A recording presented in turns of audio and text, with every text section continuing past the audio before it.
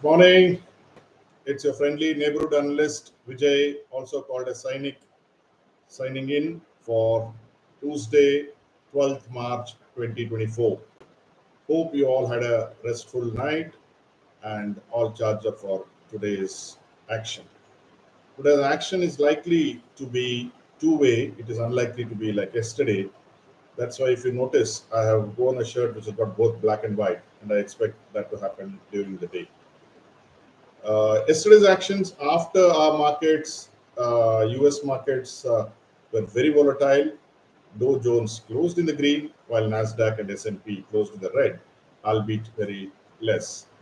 This morning, we wake up to the Japanese market Nikkei down by about 400 points at one point. Now it's recovered to about minus 240 points.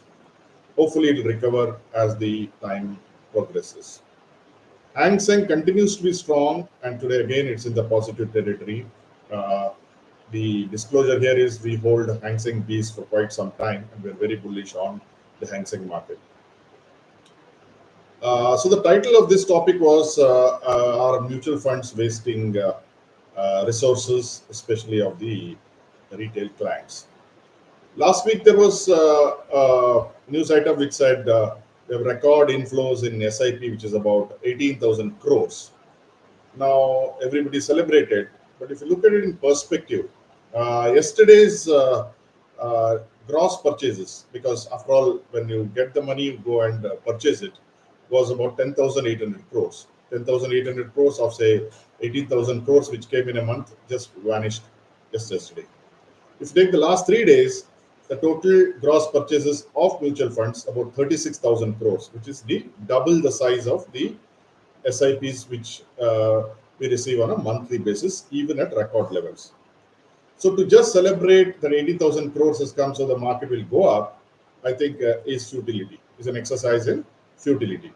There are many things which come into play. Now, why do we say are these people wasting? Now, if you look at it yesterday, they put in a lot of money.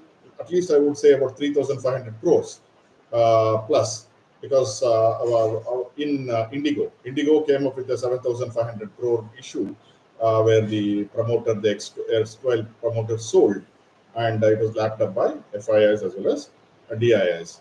If you some days back we saw Whirlpool, for instance, selling off quite substantial amount, and the Whirlpool chairman said on CNBC USA that Indian valuations are very high, and this is the time to reduce our stake, though we love India.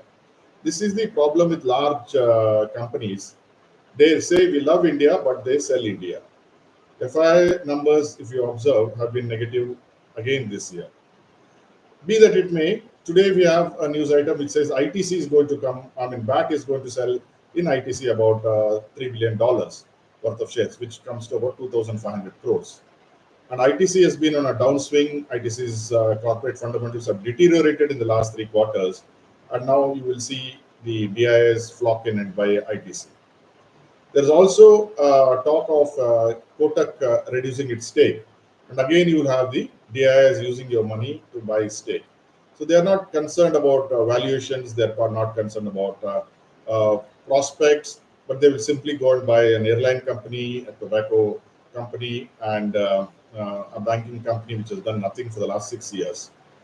Incidentally, ITC was our favorite stock. We are no longer owning ITC. We sold it off around 460 levels. So that is as far as the efficiency of mutual funds, and data has shown that mutual funds in the long term, that is 3 to 5 years, they don't outperform their underlying benchmark index. And therefore, when they say mutual funds are for long term, I wonder where that myth is coming from. We need to break this myth. On this weekend, I will do a special session on how mutual funds are performing, have performed, and where should one stand as far as a retail investor goes. So that's as far as the overall scenario is concerned. Today, I expect, as I said, volatility. We may open in the green, move into red. The big fault lines will be again in micro cap and small cap. and I think there will be a recovery in the second half, and we should close in the green, even though we may have bouts of buying and selling. Of course, it's very difficult to predict on a day-to-day basis, though I am not sanguine about the entire March. But for the day, for day traders, maybe it may make sense to do what we call BTFD and SOS. BTFD, everybody knows what it is. SOS is my own variation, which is sell on strength. So take care. Have a nice trading day. Thank you very much. Please don't forget to subscribe and like to my channel if you want to get such updates regularly. Thank you very much. Have a nice day.